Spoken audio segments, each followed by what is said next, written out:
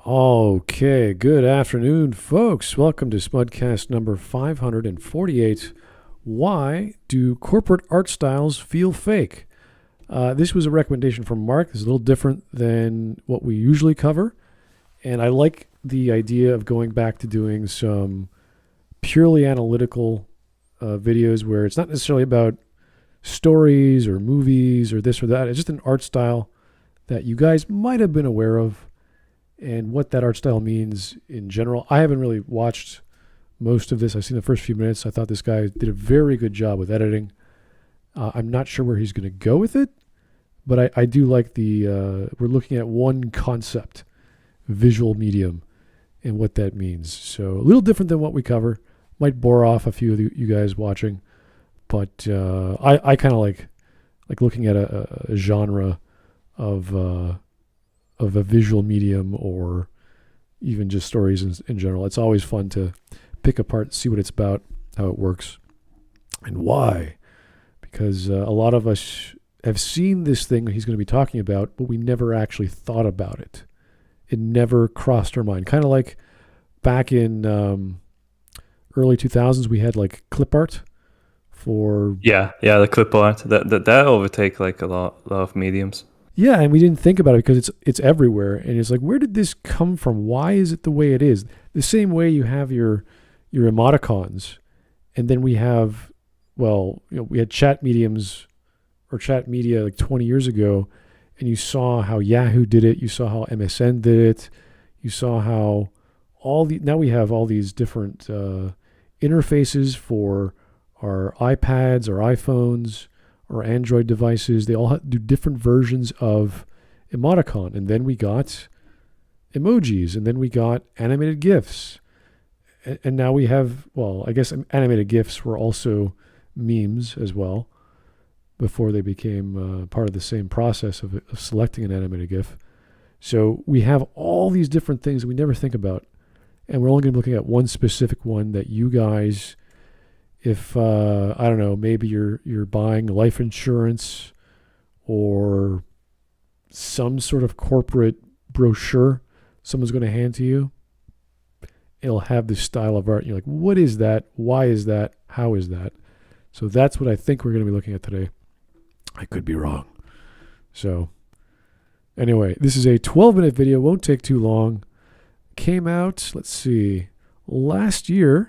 Has over 4.1 million views. So, wow, that's a pretty popular video. This is from Solar Sands. This guy seems like just some guy, and he just makes videos. So good for him. And he does a very good job with his editing. So it's a very easy to watch video. A lot of effort put in there. So should be fun. In case you don't like just a word, Smut. Sorry. He seems like just some guy. That's a very poor choice of words. Okay, I get what you mean now. Yeah, I know, but if you look at his YouTube channel and you look at his about page, it's just generic dude making videos, which is cool. So I kind of appreciate. There's no like particular slant, as far as I could tell, which is nice. So yeah, good stuff. Anyway, I think we're all ready to go. I think Copper Owl was about to come in. But he's probably busy. I would have liked to have him come on because I know he likes to draw. He likes to write. He likes making Legos. Like, he's a very creative guy. So I thought, all right, it would be nice to have his perspective. But, even if you're not a creative guy, you can at least appreciate what this dude is talking about. So, okay, let's get going. Let's go on. By the way, this one frame is like 1 second long. And apparently he had another video up. Or there's another video like this, and it was not good enough. So he did a better job, which is awesome. So to get 4.1 million views on a better video is awesome. So good on him. Yeah, definitely a dedicated guy who feels like he has the passion in this video editing business. Yeah, can you imagine people going, "Oh, my first video was not good enough. People criticize me. I'm going to do a better job." And he did. Oh, I made an entirely new channel because of that. Okay. Well, yeah. I'm glad. Like, everything so far is looking good. And from what I saw, there's nothing to cringe No about. politics, no gender identity. That's where like my qualifications of like choosing a new video. Yeah, it's I was kind of tired of those things. yeah, exactly. So I'm glad we're getting a nice one to watch, and even if you don't agree, it'll be fun to watch. It'll be a good video to appreciate, which is always fun. So here we go. Recently, there's been a wave of corporate hate, with small businesses closing down all across the country, and with headlines talking about how the rich are getting richer during this pandemic. Online, things like the GrubHub ad have been made the internet's laughingstock for. So I actually forgot about this, but I do remember. Same. Yeah, this was a thing for like a month, and I was like, "What the hell is this?" And it went away. So Do you even have GrubHub in Canada? no, but we get ads on, like, if you're on a news site that has like multinational options, like you'll get ads from other. I don't know why people don't fix their ads to be region specific, but they just throw generic ads on. And I saw this. Yeah, I got these as well, and I'm from Europe, so it's like crazy. Yeah. I don't know like what's up with them. American advertising is just the world over for whatever reason. It's so dumb because I can never even order something through GrubHub because I'm in Canada. But yeah, I do recall this art style. So here we go. For the past couple of weeks, and for good reason. This is a pretty terrible advertisement from the consumer's point of view. One thing I wanted to add is that he mentions that recently a lot of people have started coming out with corporate hate. That has always been there. Let's not kid ourselves. There's always been a hatred for the corporate side. Well, the corporate. Yeah, it's just in a different form now. Yeah, or more specifically, we have a specific kind of thing that we hate about the corporate scene now. That it isn't just they earn a lot of money or they're scumbags. It's in how they advertise. Well, even this frame, I don't know if they're doing a parody or if it's just they use the idea of the mobile model, like free to play or free to win kind of gaming. Like you see the crystals on top. That's been throughout many online games that you have to buy crystals or get crystals with real money to unlock shit or whatever you want to do with your randomization to get unlockables. And they're doing this, so it's already, I'm like, ooh, this is not cool, or they're just making fun of it. I don't know. So like you don't have this shit on like Uber apps, Uber Eats and DoorDash, or there's a Diner Dash. You don't have like these silly crystals. You just have money, like actual money to buy food. So I don't know what this is about. It looks kind of weird. The music is ear-grating, the characters writhe around in unsettling ways, the attempts at humor are pathetic, and when I first watched it, by the time it was over, I barely even understood what they were trying to sell me. A vast majority of the ad is taken up with characters dancing with food, providing next to no information about their service or their perks in the little time they have. Like many ads, it's colorful, brain-rotting nonsense. But from the company's point of view, this ad did exceptionally well, because it cemented itself as a meme, spreading the GrubHub name everywhere, which leads some to wonder whether it was made bad on purpose for this very reason. I have my doubts. There's nothing in this ad that jumps out to me as uniquely bad. The premise has been done over and over, and the art style they use is the safe kind of squishy 3D you've seen countless times. It's actually kind of generic. Nothing makes it obvious it's asking to be made fun of, and if something is clear it wants to be a meme, the more likely it won't be. People would see through its act and recognize it as a forced meme, but it also strikes that perfect balance. To be frank, it's just eye-wateringly cringeworthy enough to paint a target on its back. Whoever was— I would say it's bad, but it's not grossly bad. It doesn't make me go, ugh. It's just sort of like, that's silly. I don't really care. I have that gut reaction to their movements because I'm just... You ever seen those videos where somebody's on a slide or someone's in a roller coaster and you can see their fucking stomachs churn? Like you see it on them? Yeah, it gives me that vibe. Well, I'm looking at somebody that's moving unnaturally that should be ready to throw up. yeah, I don't think the human body actually can bend in the way that those guys are bending, like left and right. Maybe forward and backward, but not like like you're a Gumby person. I don't know if that's possible. So you think about it, it's like, I don't think the knees bend that way, so it's kind of weird looking. Pretty sure human Gumby would be terrifying. Yeah. So yeah, it doesn't have the style to support that kind of movement. yeah, like especially for. I don't think people are super excited dancing, waiting for their food to be delivered to them in any kind of app. I don't think that's. I mean, I ordered food today. I wasn't like, woohoo, pizza time. You know, it's just, oh, someone's at the door. Okay, cool, thanks. Thanks, give me my food. Yeah, I'm not dancing while drinking and eating. That's not safe. I don't want to do that. So. Weird, but people like to dance, people like to eat. That's party time for someone somewhere. Probably not at home, though. Maybe if I'm at a club somewhere. It's always midnight somewhere. Yeah. In charge of its production would have to have unusually insightful information on how memes develop, and get it approved by undoubtedly several committees and focus groups.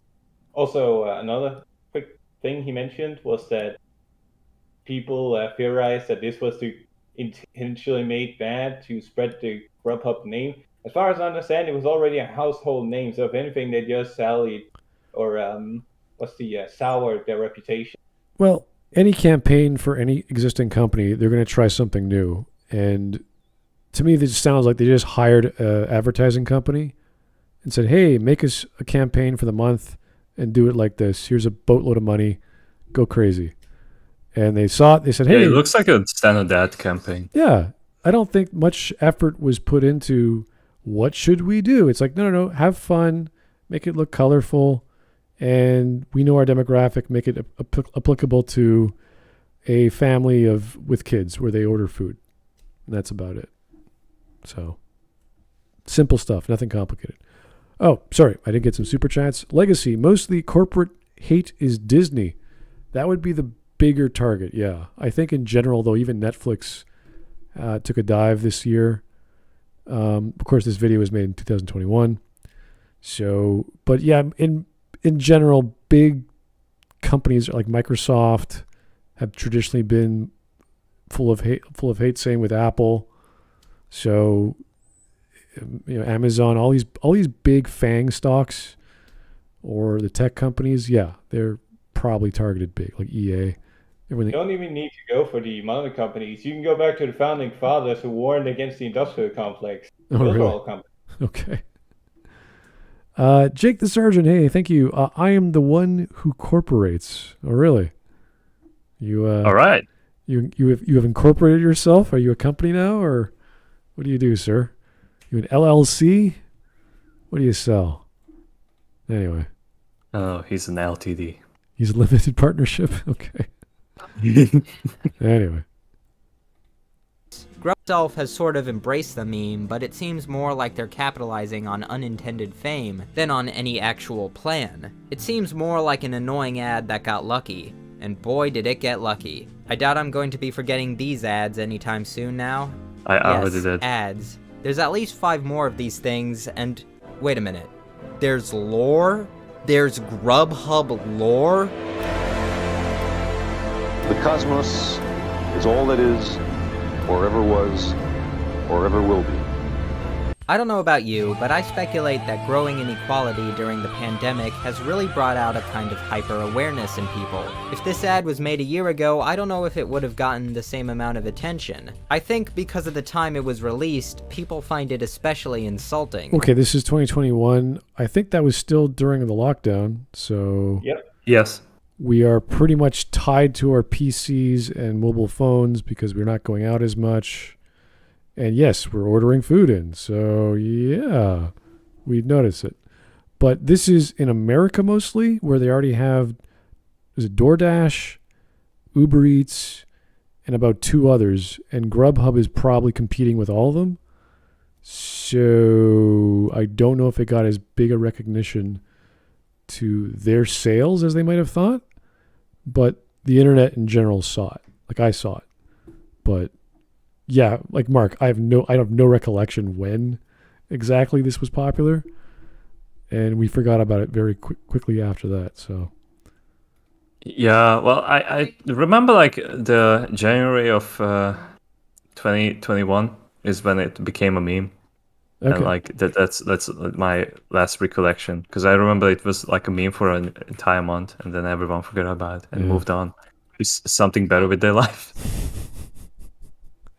Yeah, there's all kinds of silly campaigns. Like, remember the was it KFC or Burger King with the stupid unhappy meals or whatever they were called? I think Burger King, yeah. Yeah, and no one, like, that was such a local experiment that no one would have known about it unless it was blogged about. And that's where we found out. That's where I found out about it. I was like, what the hell is this?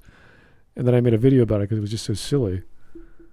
And but that lasted about maybe a month, maybe 2, because we were laughing at it still because it was so stupid. But that's what people do in companies. They have these ridiculous campaigns that they're advertising something. And I recently learned, because I don't really use Uber Eats and all these other apps, that fast food joints like McDonald's, Wendy's, Burger King, they have weekly specials or even monthly specials. Well, they'll do a salad with strawberries, or they'll have a chicken wrap or some other thing. And it's like, that's not part of their normal menu, but they just do it to see how it works. So it makes sense that they'll test out a whole campaign on unhappy meals because they're competing with McDonald's. And people go, oh, yeah, okay.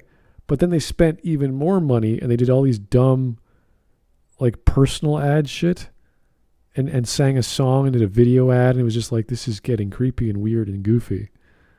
And people noticed that. And this is, you spent how much money on this dumb crap? So that's when we put our foot down and laugh at what they did. All right, Kilgray, or I can't pronounce your name as always. Smudcast, watching in 2 times the speed, so I'll be caught up in about 6 minutes. Good stuff, sir. Can you catch this in 2 speed? Is this thing working? It's working. It works, it works. Okay, I'm here. All righty, thank you, sir.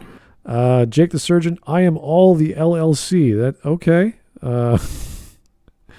He's all the LLC, Smud. I don't think that's how that works, but you can definitely register an LLC, and you'd be incorporated. So, But Smud, he's all of them. Maybe not. That's All of the LL. yeah. Well, I think his lawyer might have a question or two to ask him about that. He is the one. Anyway, back to this wonderful campaign. Pocket have also formed over the past few years, noticing the presence of something many refer to as corporate Memphis, Globo Homo, the big tech art style, or more simply, What? the corporate art style. The This flat, Globo vector-based, Homo. brightly colored style with drastically disproportionate God. people and noodle arms is Yeah, Yeah. because this art style looks like shite. Yeah, this is stuff Yeah. that you guys might have seen even before the last few years, but I would say 15 years ago, 20 years ago.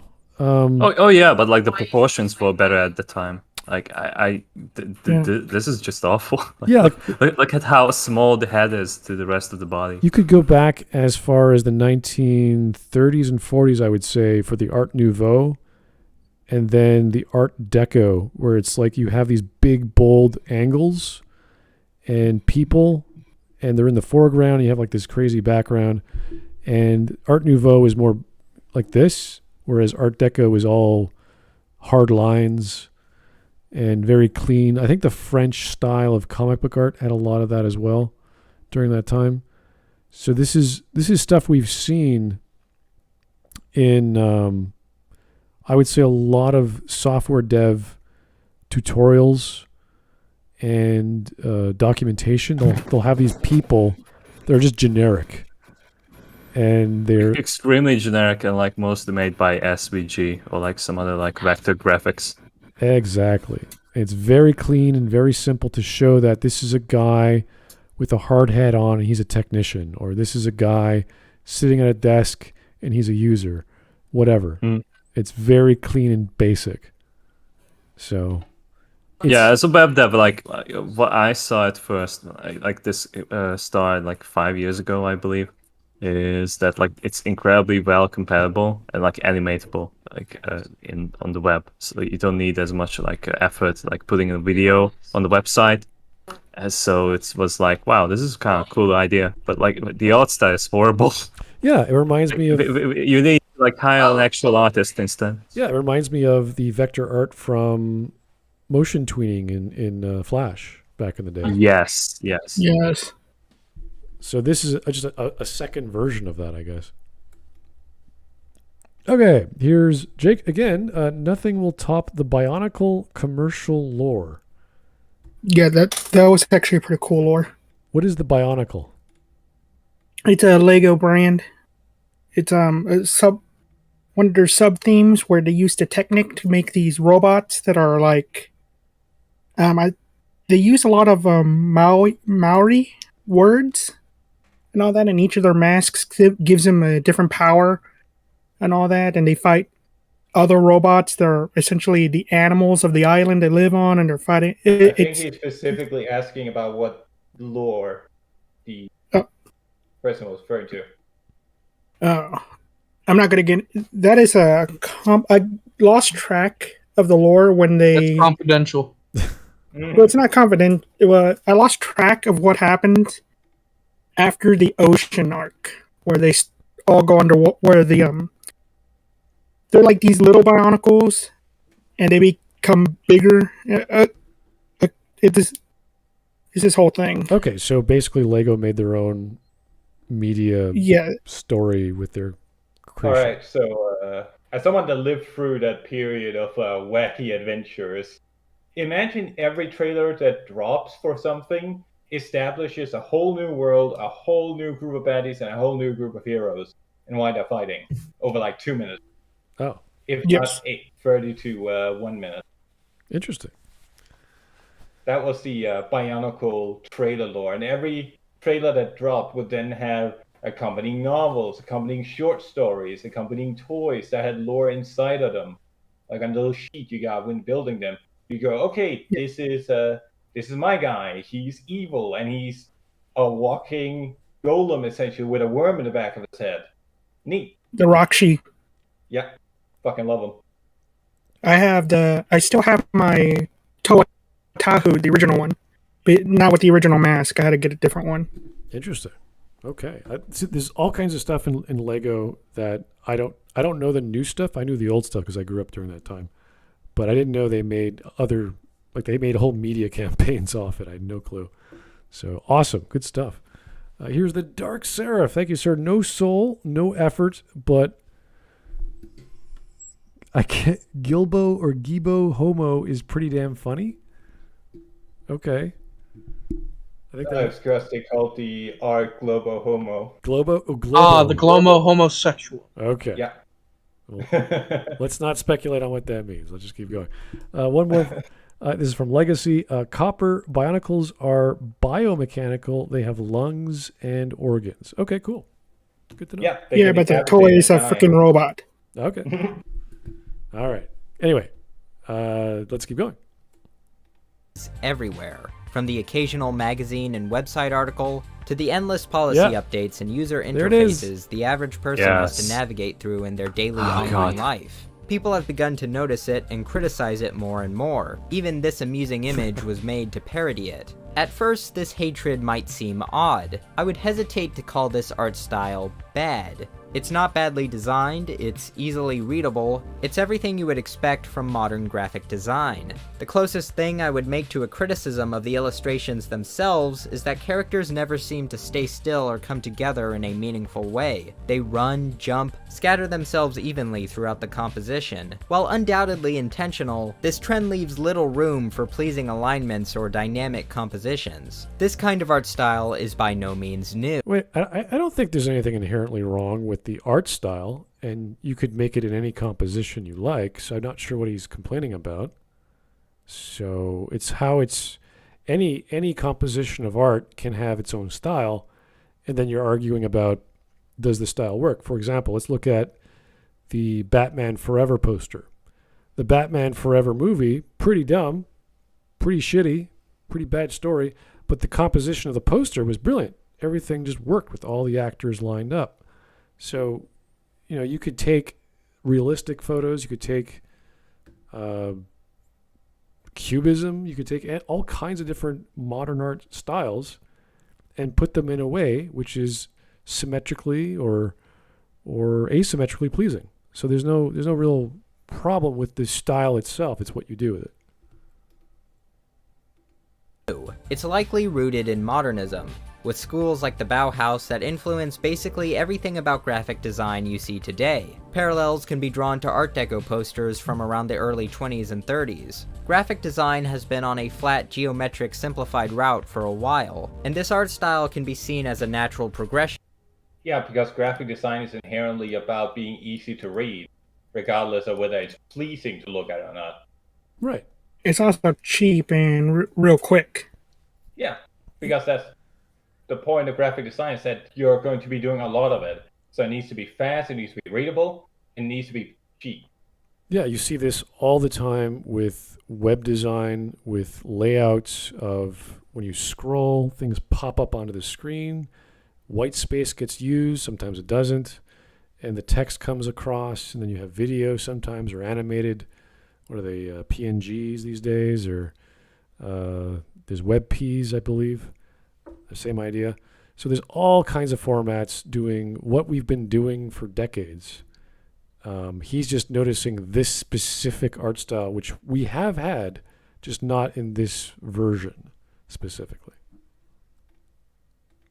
Although with more emphasis on mass appeal. Before flat design for user interfaces, there was skeuomorphism, which used 3D-looking icons to imitate their real-life counterparts, such as the newsstand app looking quite literally like a physical shelf. Currently, some of that visual language has been maintained, but drastically flattened. In 2017, the design firm Buck created the art style Alegría, Spanish for joy, for Facebook. On Buck's website, you can find a manifesto of sorts of their design, with their core principles for the style: flat, minimalist, geometric shapes, with oversized limbs and non-representational skin colors to help them instantly achieve a universal feel. Buck's website proclaims, "There's many imitators, but there's only one Alegría." And that is definitely true. These other styles might as well belong to the same Alegría family. Once you know Alegría, you'll start recognizing its brothers, sisters, and cousins all around the internet,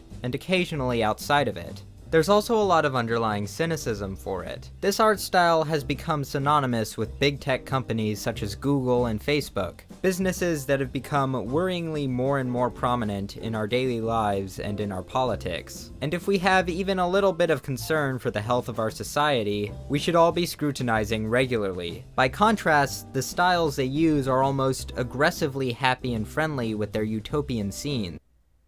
I enjoy looking at this. Every single YouTube update is followed by one of these fuckers smiling at you. Like, all of them staring soullessly at the camera. I hate it. They're gonna replace you, lol. I remember back in the day going to like Future Shop, or I think it was called something else before, like CompuCenter or something like that, and buying a router or a modem, and they would have like this big generic teal box, but they'd have this art style of like a guy in a hard hat, and he's like looking under the computer. Like it's generic. We've seen this before. It's supposed to be neutral, and with the marketing angle, it's just supposed to be positive now, because everything in marketing has to be positive. You can't have a negative marketing campaign. So, yes, a new update. Yay! Let's go work at the office today because we got a software update to our operating system or something. It's supposed to be that way. All marketing is supposed to be positive. If it's negative, you're either, I don't know, part of some S&M club and it's supposed to look creepy and weird, or you're sending the wrong message. So everything. Well, I mean, it's creepy and weird to me. Yeah, everything. Well, it looks off-putting because you're like, is that a human? Do they have orange skin? Like, what's going on? So it's supposed to make a contrast and to get the message across. Here is a person skating. Here's a person looking up at the stars. It's like, we get it. That's all we need to know. Oh, sure. Like these designs are easy to read, but like it's appealing to no one. Like they have like tried to appeal to like everyone universally by like having these skin colors Right. and the limbs and all that. But like it looks hideous. That's a great part. They have achieved universal appeal, as in universally negative appeal. Yeah, they shot themselves in the foot. All right, here's Jake the Surgeon one more time. Let's see what he has to say. Binacle saved Lego from what I remember. They then replaced it with the cringe Hero Factory and brought Binacle back and retconned everything. Really? Oh my god. Yes. That's the second time where everyone's voiced by the same fucking guy. Ugh.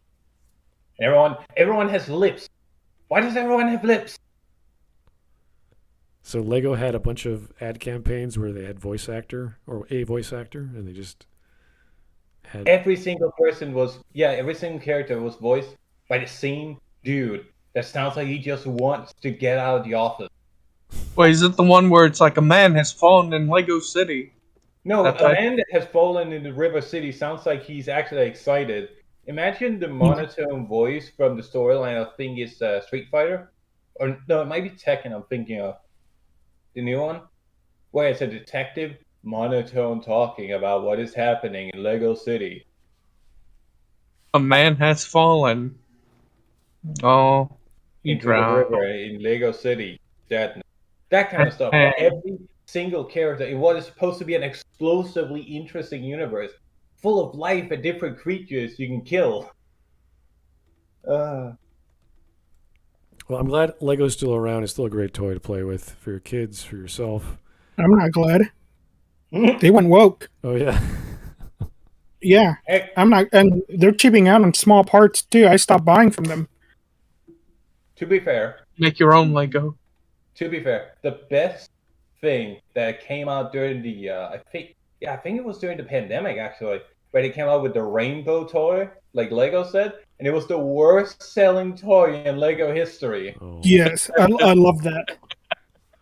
Like it was genuinely, this was the company that almost flopped selling actual physical toys. And that was why they needed Bionicle so badly, was because one of their previous projects had completely flopped. And then they come out with this thing where they're fucking giants, but they come out with this special, and it's the worst selling thing they've ever produced. It's hilarious to me. Oh, you I gotta don't link know me the that. You gotta link me that. I don't know the numbers, but they made the Queer Eye set. They made that into a set, and I don't know the sale numbers on that one. Wow. So I'm hoping that one also sold bad. Your ice. There's like a TV show like Queer Eye. I think I don't know the whole name, but it's some gay show like RuPaul's Drag Race or something. And they made that into a Lego set. Why? Was that Queer Eye for the Straight Guy, where they have like the dude who's the? I wish. Oh really? Because If they put they had a show. if they put a crab person in that set, I probably would have bought it. It was just a South Park like meme. Oh well, there was 4 guys. I think one was an architect, one was an interior designer, one was a hair cutter or a stylist, one was a fashion designer, and they were doing makeovers for like guys or whatever who wanted to attract women. It's just that's what it is. That's what the set is. Yeah, it's yeah. like I think it's an actual show. Yeah, you're right. It was from the And I 90s. thought it was always like a. Yeah, but not. I think it's like a reboot or something. I don't know. Oh, they brought it back. Really? Okay. I don't know. Maybe they made the set from the 90s or something. Yeah, no, I recall that because But yeah, that's an act. there was a skit from Mad TV, and they made fun of that. Yeah.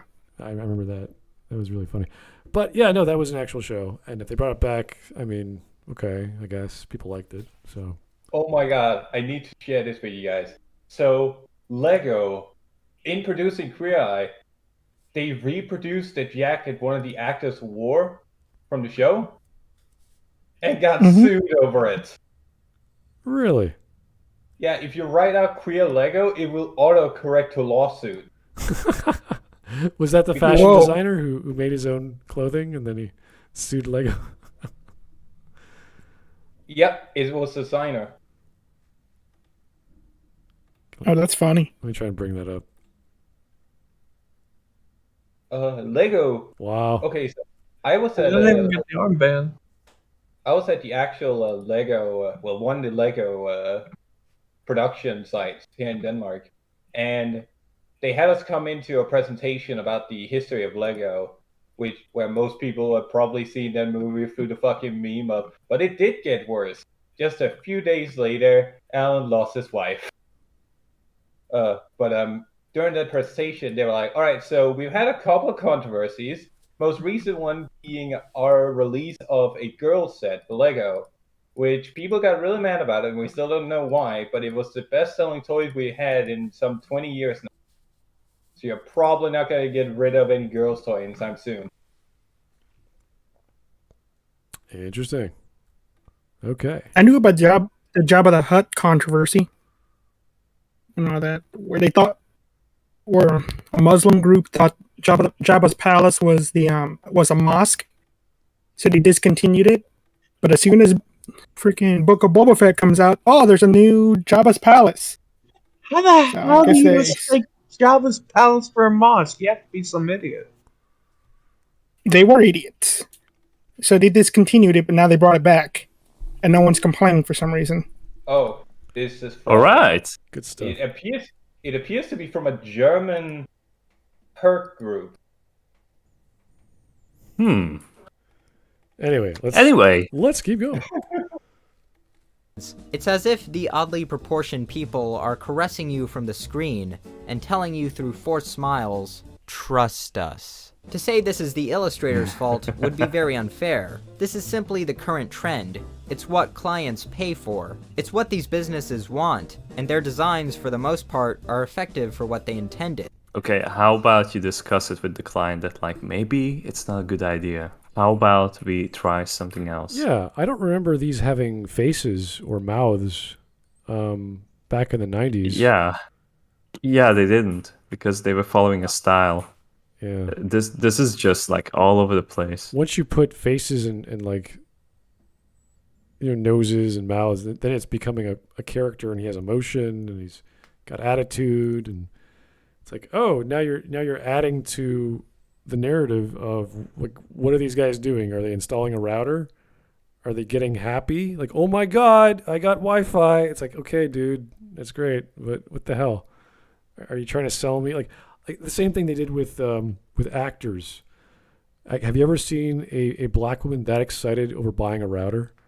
No. I don't think that's a natural thing to just have stock photos of really excited actors buying technology. It's like, oh my God, I have a new keyboard. Like, okay, we get it. It's cool. But not that high level of energy, I think, in buying hardware for your computer.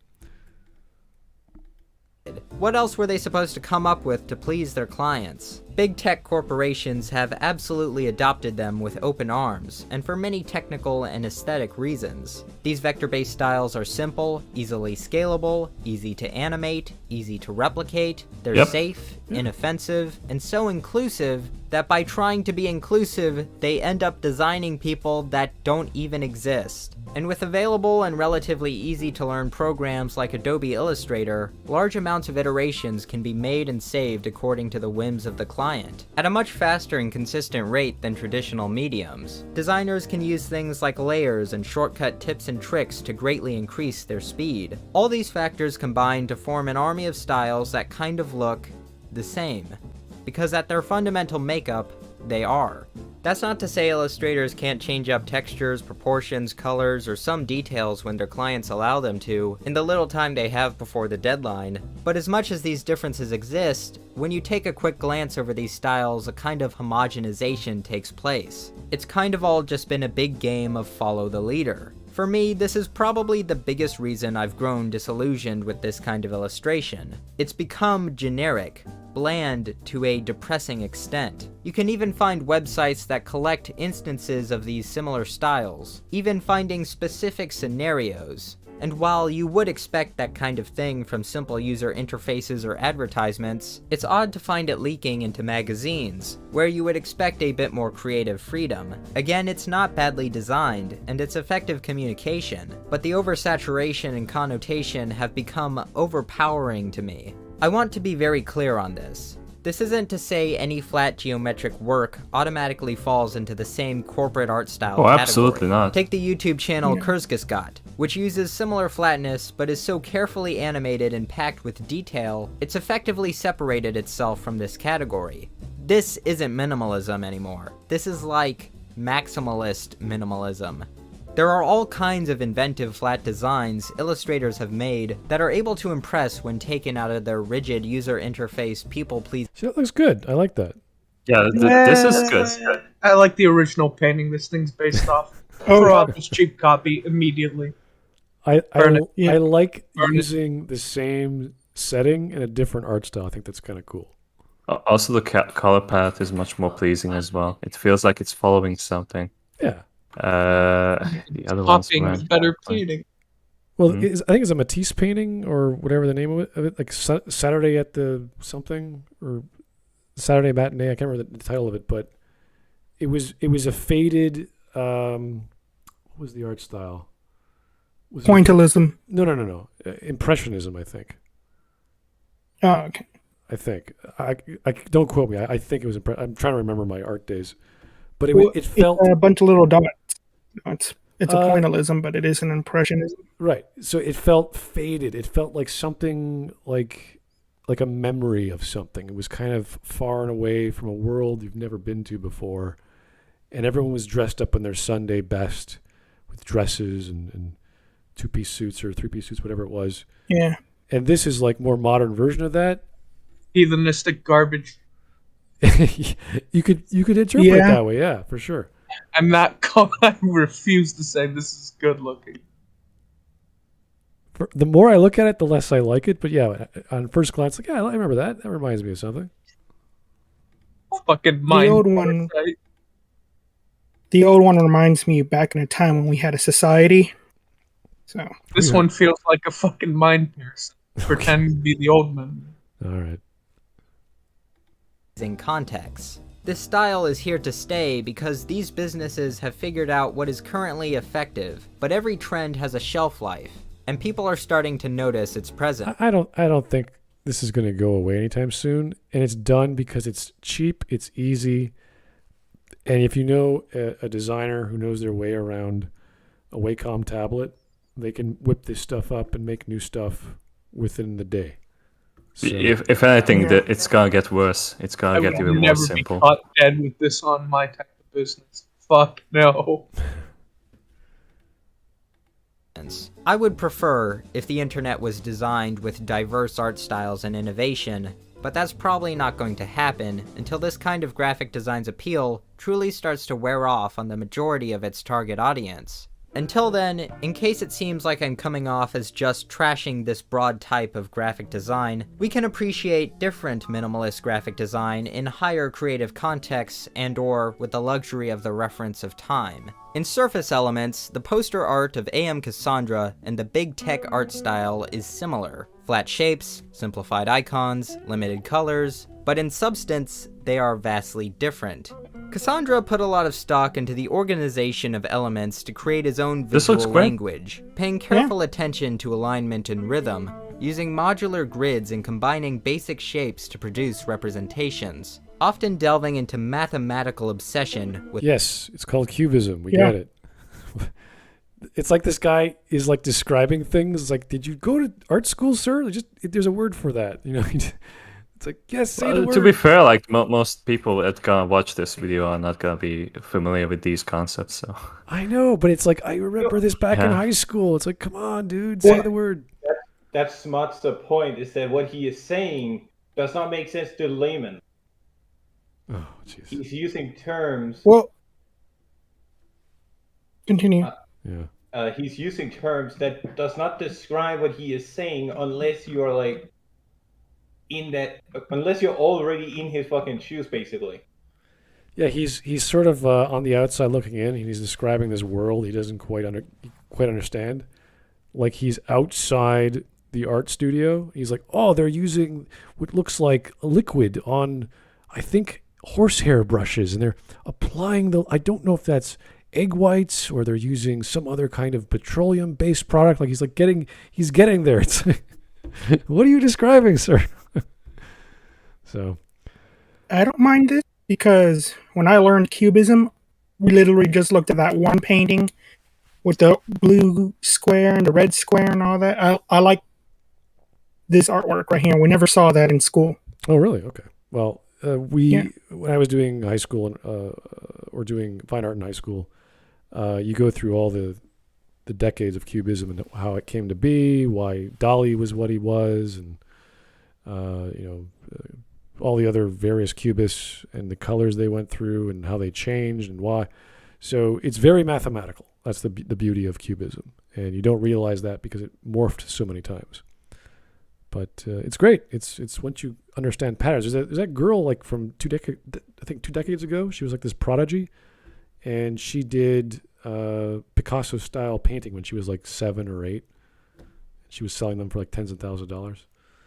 So yeah, it's awesome stuff. Anyway.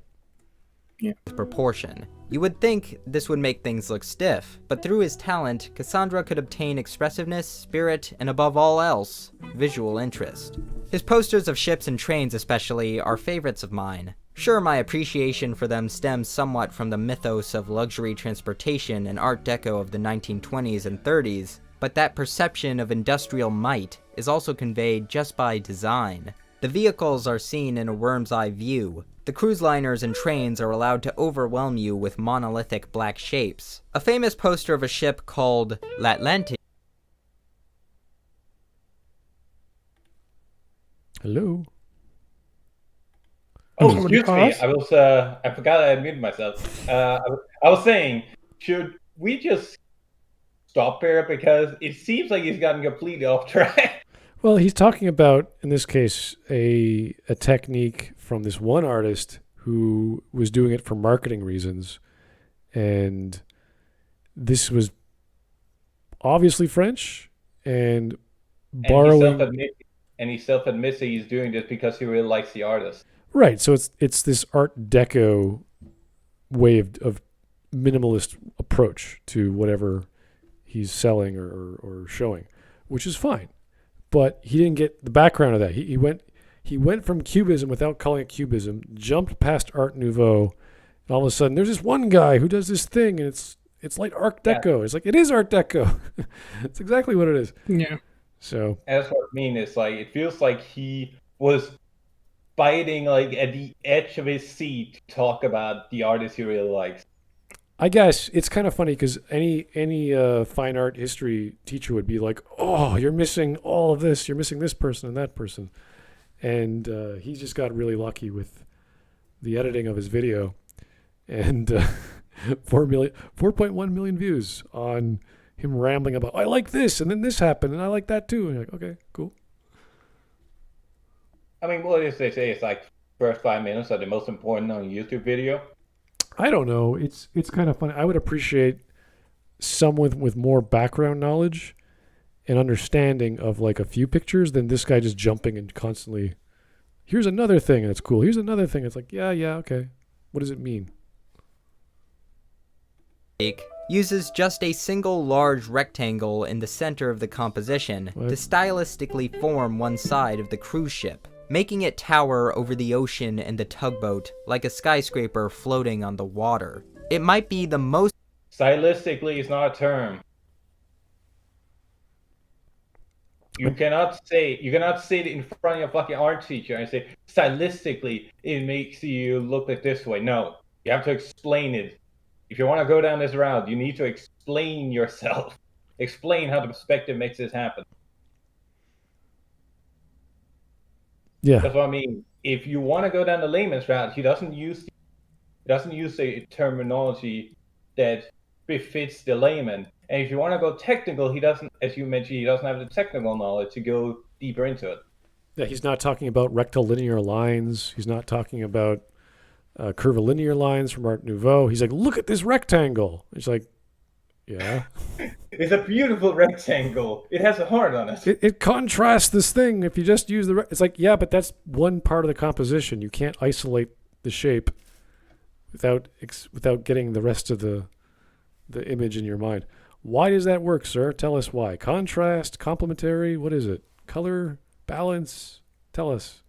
It's like he doesn't have the vocabulary, but he knows what he likes and he's trying to like explain it. You're like, yes, you're not wrong. Ugh. Most clever use of a single rectangle I've ever seen. I am especially struck by how clean and modern they look even today. Even almost 100 years later, they still have their power.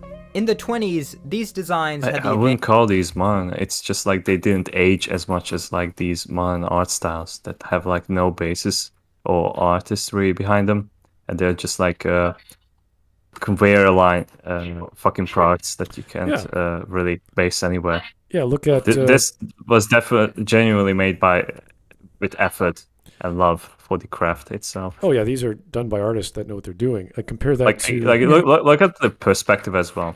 That's like one of the major reasons that I don't like the modern variant, because like most of them don't really follow like any kind of perspective or like any of the art fundamentals that you have to go through when you learn this thing. Oh yeah, look at the Like, the so background. Like the background itself for the left picture, that looks like airbrush before they had airbrushes. Oh yeah.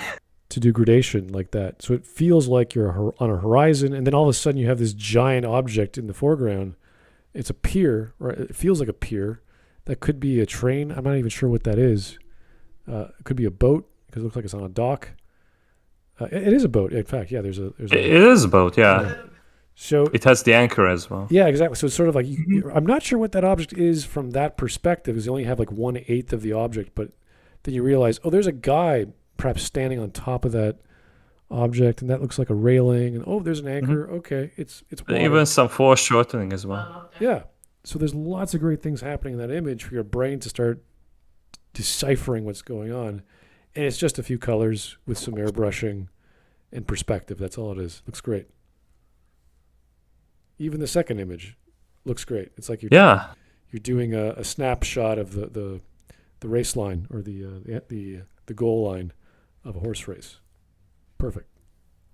So much to unpack. Yeah, it's great. Your brain has to think about these things. That's kind of what is the beauty of modern art. People don't like modern art in general because it throws away logic. In this case, it's using logic. You have to use your brain to deduce what's happening, and that's the beauty of using symmetry and geometry and shapes in Cubism, which evolved into Art Deco. What I like about these, they are what they are, the advertisements. What I like about them is the fact that they aren't so obscure that you can't find 4 or 5 different ways to interpret these. No, it's just here is when you come to a conclusion when your brain comes to a conclusion, it's going to be a satisfying one because it's a singular point, like the one in the sweepstake. It's a man riding a horse for a horse race. Yeah, and even on the left, your brain eventually figures out that box is a wooden box, and it's coming off the boat because there's this white-looking, what do you call that, a hinge or arm? Pulley? A pulley, yeah, pulley system.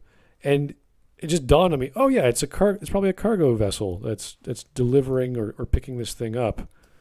And just from like a circle, a triangle, and 2 lines, boom, that's a pulley system.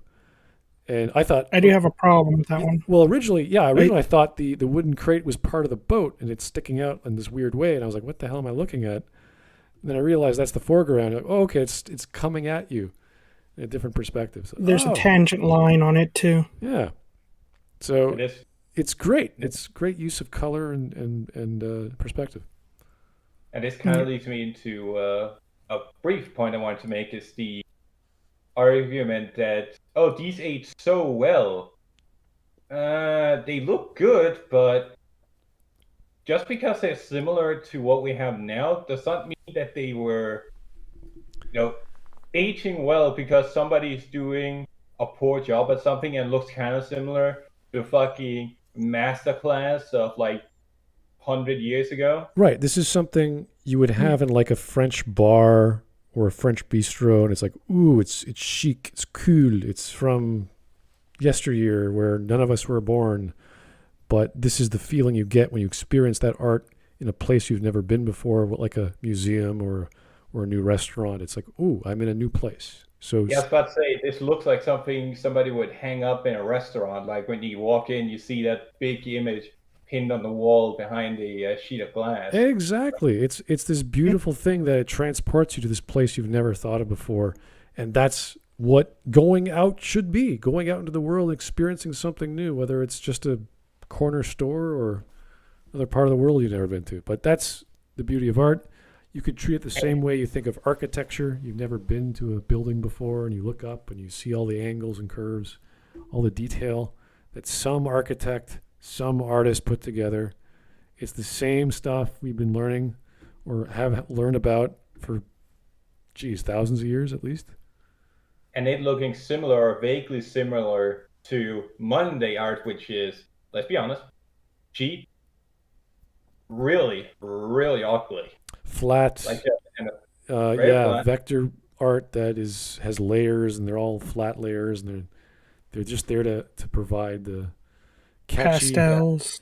just catchy eye candy, just to say, oh, I'm scrolling with my mouse and this thing's moving across the screen. Ooh.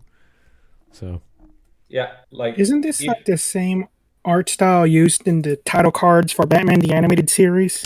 that was it is. Art Deco for sure. Yeah. Yeah. Because that's what it's reminding me of. Oh yeah. Here is Jake the Surgeon. Hey, thank you, sir. A banana tapped to a wall is worth 25,000. Truly a new age of art. That is the realm of modern art that a lot of us know better to. Actually, most of us know better not to consider worth our time.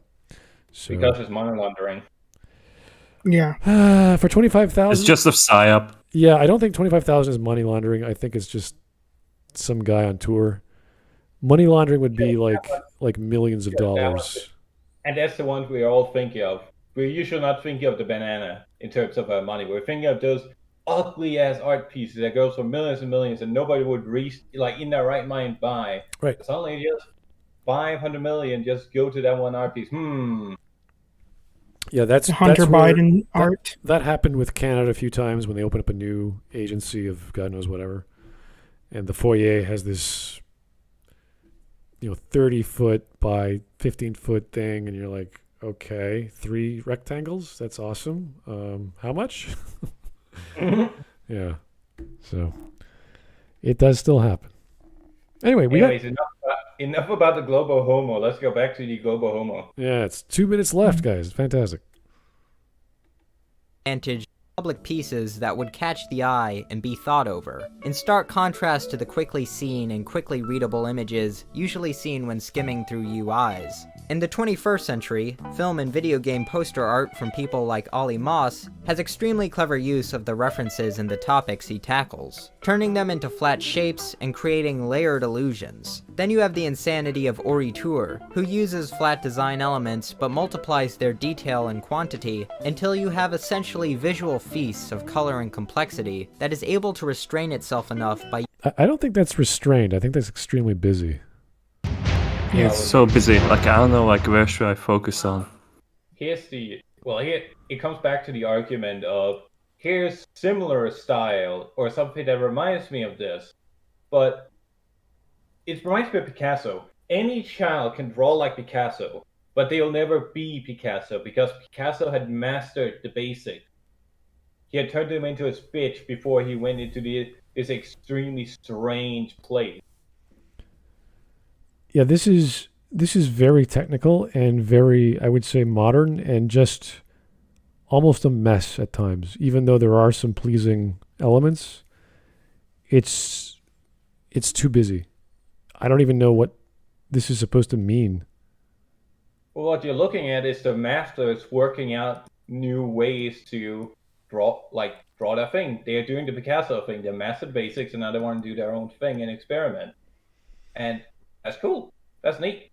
But them being vaguely similar to corporate art, that's not a strong foundation making argumentation. Like my brain is like, what am I Dirty looking Harry at? poster. Yeah, the posters were great. They were understood because they were clean. And I was like, okay, outline, foreground, background, detail were necessary. This is just just stuff happens.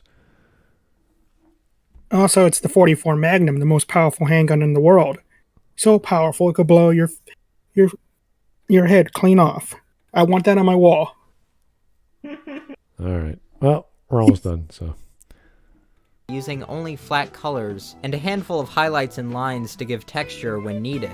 The logos and patterns of Jay Fletcher also have a pleasing Art Deco appeal, using dozens of flat minimalist designs to create intricate, carefully thought out patterns. His logos especially have the kind of refinement and soothing rustic colors I wish I would see more often. Corporate art styles currently represent nothing more than a brand image that they want to sell to you. They want their websites to be seen as trustworthy and approachable, in the simplest, safest, easiest way possible.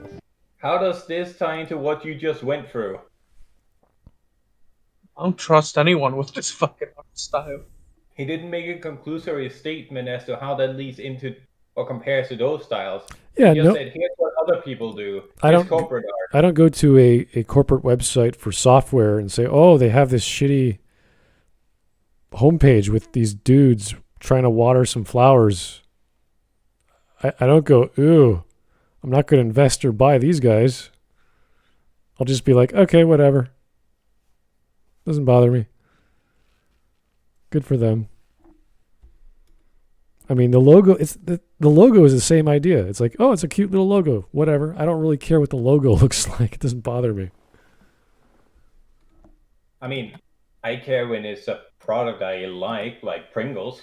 I'm still mad about the fact that they removed the soul from Mr. Pringle's eyes. Yeah, they have They done removed that. the soul, the bushy mustache, all gone. Just a Well, shadow. he is currently having chemo treatment, so So he has to put a fake one on. Well, He's literally a husk of his former self. well, look at literally.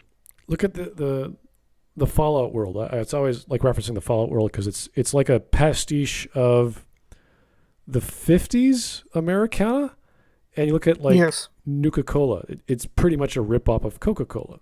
The same logo even. And Yeah. it's so obvious. Like, oh yeah, okay, they're just taking that thing. Even the shape of the bottle is very similar, the color, and they're using it in a different way. And they just keep going. And then they have New Vegas has that other cola version. Sunset Sarsaparilla. Sarsaparilla, exactly. And it's like, yeah, it's just the same idea, just in a different format. And people And like it. Fallout 4 has Vim. Oh yeah. I can't remember Fallout 4 very well. Technically, they all have Coca-Cola because one terminal implies Coca-Cola exists within the Fallout universe. Oh, That's weird. Okay. Well, Oh yeah, it is. that's the beauty of effective art styles, that the visual cue, the logo, speaks for itself. Oh yeah, that's a drink. We get it. That's from a part of history that we could all relate to, even though I don't understand what fictional, souped up 1950s Americana was like, especially when you're in the Fallout universe, which is like 200 years or 300 years later. But you recognize the Coca-Cola bottle. But those little Yeah. icons are timeless. Like, okay, that's part of America. That's part of the 1910s, I guess. I don't remember when Coca-Cola came about. So, I mean, that specific line of thought can leads into a very interesting discussion of how do you make a timeless image, which often comes into the concept of danger sign, like how mine images have changed over the years because these images get adopted widely into popular usage, and then they don't become dangerous anymore. They just become, well, part of a child's costume. oh yeah, there's all kinds of theories on color regarding why we use yellow, black, white, and red for hazard and danger signs. Why the stop sign is red. Why the green, yellow, red is your traffic light. Sometimes other cultures use blue or other neutral colors, but there's all kinds of simple reasons for that in simple color design or design theory, color theory. And if I walked away from this video feeling like I've learned something in that sense or in that style, then I go, yeah, this video is pretty great. Yeah, no, Whilst now, it's a great video. It's just he's just not the guy to present it. He's the guy to edit Yeah. it. if there was like a professor or even a high school teacher, they'd be like gushing about color theory and Picasso and rectilinear concepts and perspective. And you'd be like, wow, that's why we like these shapes and sizes and people, and we feel at ease and everything looks good. And why that other guy was too busy and too crazy. It's like he's a planet, he's an astronaut, he's gigantic, and I don't know what's going on with his face. So, anyway. It was this also comparing the two art styles. It just kept reminding me of when SpongeBob became round and smooth. Oh, right. And all that. Like so, like we all prefer square SpongeBob, but this new art style is like everything's round, Feels everything's flat. smooth. Yeah. No, it feels more flat than the original because it feels like there's slight. It's like watching season 1. There's slight depth, and then over the course of the show, show starts to look a little bit more cheaper. Well, I'm not just talking about the show. I mean, like there was an episode of SpongeBob where he became round and smooth. That one reminds me of the I don't remember opposite it. of The Simpsons. When the Simpsons first came out, it was all low quality, flat, and then they got better at it, and they beefed up their market they beefed up their palette for color and dimension. And they said, we can do shadows now. Oh, look at that. So, well, most importantly, they kept the look of the Simpsons. Yeah. Right. All right. No, right. Sorry. We're almost done. We got a half a minute, pretty much.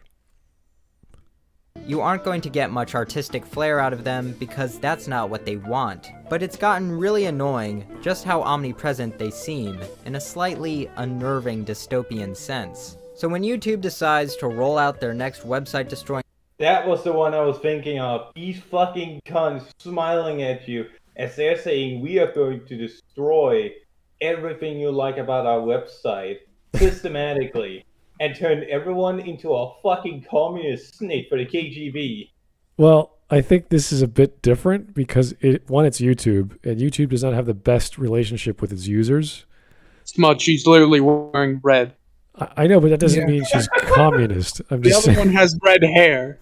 And they all have red shoes. Are you saying You look at those old communist posters, they did use a lot of pastels and flat lines and everything. I'm not accusing YouTube of being communist per se. Yeah, but this is not like a Schindler's List technique where you have the girl with the red dress walking across the street, right?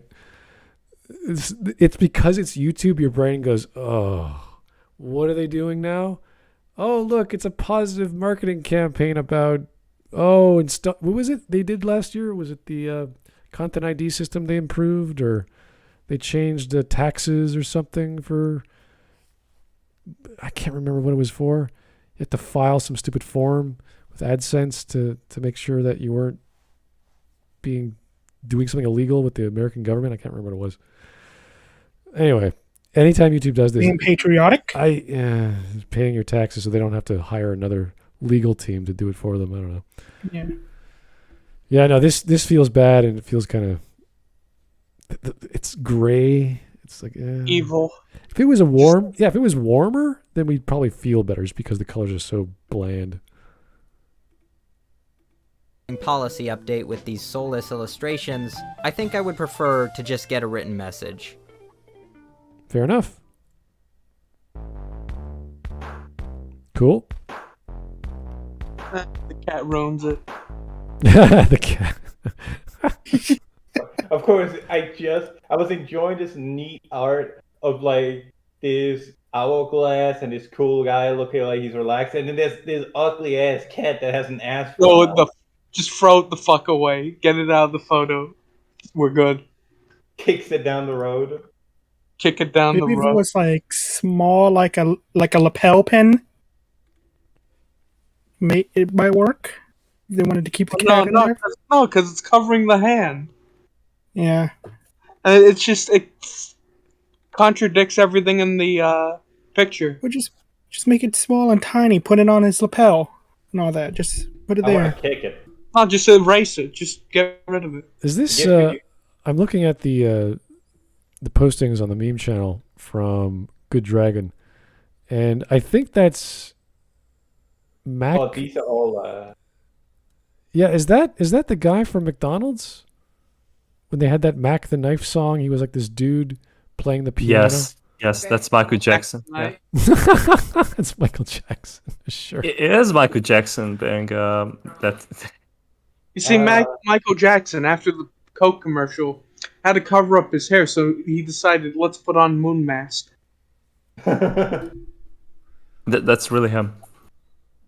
Desperate times call for desperate measures. Okay. Here is the Blue Man Group. What is this? Or guys just dressing up as the Blue Man Group? You're dressing up as the Blue Man Group. I like that moon face one. Yeah, see, this I actually like. Is this? I can't tell if this is a shot from Blood Dragon or this is just some generic thing that whenever you make an. This is something that everyone does nowadays. The 80s? Like if you have like something like synthwave and like 80s in the title, they're gonna use this background, animated or not. Oh, I thought they usually use the car in the foreground with the. Yes, that's another variation. Yeah. Razor Fist uses that too. Oh, really? Okay. But it's all in red. Dumb idiot trying to explain that Bionicles aren't fun to play with. They are wrong. Base. Yep. Bionicles are great fun, especially when you get a lot of them. I'm starting to think Lyle hates me. Oh. Kupaka and Toaliwa. Legacy, help. I choose not to comment on this matter. Why is turning red in the background? What's going on? Because turning red is evil. I don't know. What's going on here? Oh wait, I get it. It's a ground guy calling. Okay. Is this London? Is this the 5th of November thing, or the London Parliament's burning? And remember the day of turning red. The day of I don't know what's going on here. I think. I guess he's using. He's using the idea of the brown guy going in and going, "Hey, Greenie, help me." But you see with Mike going, "Legacy, help! The vagina's coming for me." So here's the Pringles logo. They got rid of the bow tie. They got rid of the hair. Yeah, no, he looks like he's going through harsh times there. Yeah, they really minimalized everything. And apparently he adopted the Red Ribbon Army logo. The red. It is. Yeah. It's communist chips. Shape. Communist There's chips. a YouTuber there's a Minecraft YouTuber who also looks like that logo. And all that. Mumbo, I think is his name. Mumbo Jumbo. All right. And I think he existed before they changed the logo too. So. Oh, geez, someone did not like the change. Okay. I agree with them. As I said, he looks like a Tyranid ate him and shat him out. And that's what he looks like after he's seen what's inside of one. He's like, the horrors, I can't turn back now. Here's the SpongeBob that Copper Owl was referring to. The smooth. That's SpongeBob. Yeah. What you call dull, I call normal. A good art style to stand out, not be soulless and generic. Good words, Kyogre. Alrighty. Hi. The Squidward always bothered me, that one. Why didn't that become a meme? Why did Handsome Squidward become a meme? Because Handsome Squidward looks like a JoJo's character, man. Have you seen the one where it's Will Smith standing next to his wife, but he just replaced her with Handsome Squidward? Oh, yeah, God. It's beautiful. It's so much more flexible than that creepy ass UFO looking Squidward. Yes. All right. Well, that was definitely a different video for us to cover. I didn't mind it. I always like going down my memory lane of art history or art techniques that I learned back in high school, and I did a little bit of that in university. But good video. I liked it. Lots of good editing. Lots of great images that we could appreciate. And I thought his message was fairly well understood about corporate art and the art I guess the Art Deco style as a whole, not specific to history, but I think how it's been modernized and used in corporate art, and why he doesn't like that, which is fair. Not everyone has to like the same art style or how it's applied, but we've had that for decades at least. And I recall that back even in the 90s when they tried to make branding or covers for hardware and software that you would buy for computer tech. And this is a natural progression that technology has provided for art designers or people doing illustration. So they're going to keep doing it. It's going to keep selling, or they're going to keep making it for their web pages and other ad campaigns, which is fine. It's just, not the most exciting thing in the world. It's safe. It's colorful. It's positive. It's kind of blah. I'm positive. Don't lie to me, damn it. Positive, happy pastels, warm colors. People walking to work or flying, whatever, at the beach, whatever they do. So, anyway, that was that. Finally, a different video. Thanks, guys. I don't know if the suggestions are coming in as well, or we're just getting bad suggestions and no one's covering them. But I'll be asking. Yeah, there was like a really bad roll. Yeah, it's been going that way for a few weeks now. I'm just like asking anyone who wants to cover a video, just contact me directly. That's probably the best thing. What the fuck is a cat doing in my room? What the hell? I don't have a cat. Give me a moment. Okay. Somebody fucking cat snuck into my house. I get possums in my house. I would rather have a cat than a possum. Okay, guys. I think what a nice pussy. I think we have an emergency going on, but keep the suggestions coming. Keep coming to me as well. So we'll talk about it if you want to come on. I am open to suggestions, and keep the standard voting going as well. So thank you so much. We'll talk to you soon. Have yourself a great evening. Bye-bye. Until Bye-bye. next time.